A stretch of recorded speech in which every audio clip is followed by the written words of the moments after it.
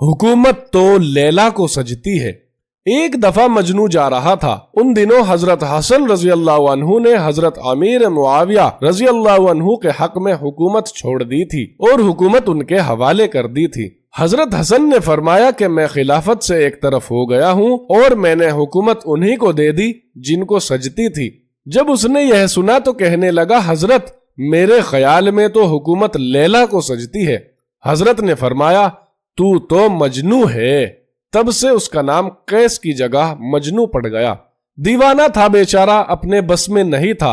एक बार उसके बाप ने कहा कि बेटा बहुत बदनामी हो गई, अब दुआ मांग, अल्लाह लैला की मोहब्बत मेरे दिल से निकाल दीजिए, खत्म कर दीजिए। उसने फौरन हाथ उठाए और दुआ मांगी, ए अल्लाह लैला की मोहब्बत को और बढ़ा दीजिए।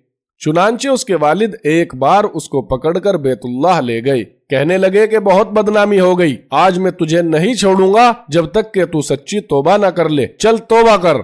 यह तौबा करने लगा तो उसने कहा, अल्लाह मैंने हर गुनाह से तौबा कर ली, लेकिन लैला की मोहब्बत से तौबा नहीं करता। उसके वालिद ने नाराज होकर कहा, तू क्या कर रहा है? जब वह बहुत ज्यादा नाराज हुए तो उसने मजबूर होकर हाथ उठाए और वालिद के सामने दुआ मांगने लगा, या अल्लाह उसकी मोहब्बत मेरे दिल से कभी ना निकालना और अल्लाह उस बंदे पर रहम करे जो इस दुआ पर आमीन कहे। मोहब्बत में दीवार और कुत्ते के कदम चूमना। एक बार मजनू को किसी ने देखा कि एक कुत्ते के पांव चूम रहा है। उसने पूछा, ए मजनू तुम ऐसा क्यों कर रहे हो?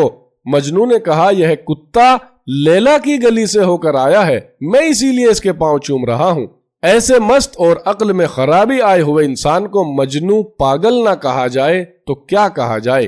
किसी फारसी शायर ने यही बात शेर में कही है, जिसके माने ये हैं, मजनू लैला की गली का तवाफ किया करता था और यह शेर पढ़ा करता था, मैं लैला के घर की दीवारों का तवाफ करता हूँ, कभी यह दीवार घूमता हूँ, कभी वह दीवार घूमता हूँ, और दरअसल इन घरों की मोहब्बत मेरे दिल पर नहीं छा गई, बल्कि उसकी मोहब्बत जो इनमें रहने वाली है।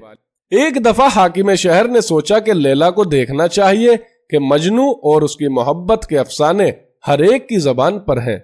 जब सिपाहियों ने लैला को पेश किया तो हाकिम हैरान रह गया कि आम सी लड़की थी, न शक्ल न रंग न रूप था। उसने लैला से कहा, तू दूसरी हसीनाओं से ज्यादा बेहतर नहीं है।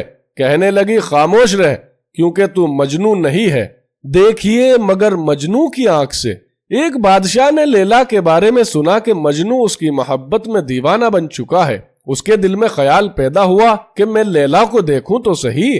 जब उसने देखा तो उसका रंग काला था और शक्ल भद्दी थी।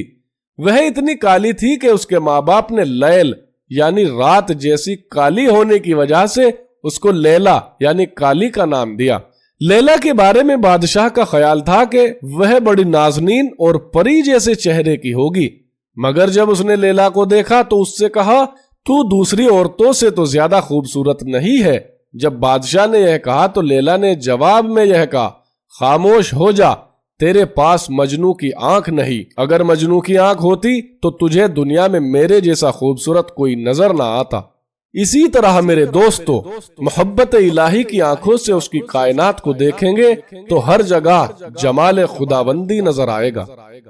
मौलाना रूमी रहमतुल्लाह अलैह फरमाते हैं कि एक बार उसको यानी मजनू को किसी ने देखा कि रेत के ढेर पर बैठे कुछ लिख रहा है। इस पर उन्होंने कहा, जंगल में एक आदमी ने एक बार मजनू को देखा कि गम के बयाबान में अकेला बैठा हुआ था।